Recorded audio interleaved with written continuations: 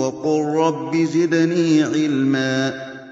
On voit dans ce hadith ce fondement essentiel chez Ahl Sunnah wal Jama'a, que la foi est dans le cœur, et une parole de la langue, et des œuvres avec les membres qui augmentent avec l'obéissance d'Allah et qui diminuent avec la désobéissance d'Allah subhanahu wa ta'ala.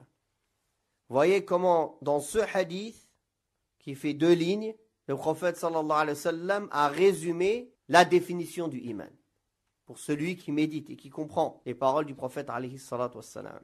Contrairement à 2 groupes qui ont divergé avec Ahl Sunnah, mais qui ont été d'accord sur un point, c'est que la foi est un tout. Ou elle est là en entier, ou elle part en entier. Elle ne peut pas diminuer ou augmenter. Elle est présente ou absente. Qui sont ces 2 groupes? Les Khawarij et Al-Murji'ah.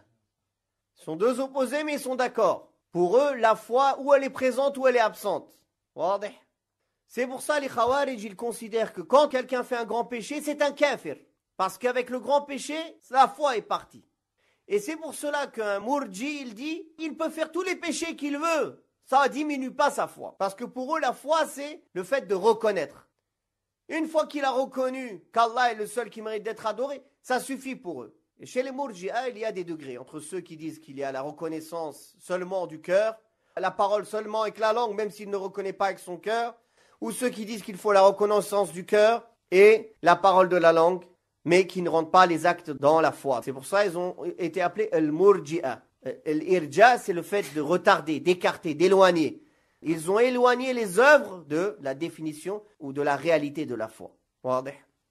Et bien sûr, ces 2 groupes se sont trompés, se sont égarés et ne sont pas sur la voie sur laquelle le prophète alayhi salatu wassalam nous a laissés.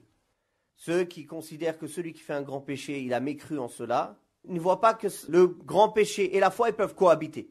Ils disent, comment quelqu'un qui a la foi, il fait un grand péché? S'il fait un grand péché, c'est un kafir. Voilà comment ils voient les choses. Binaire.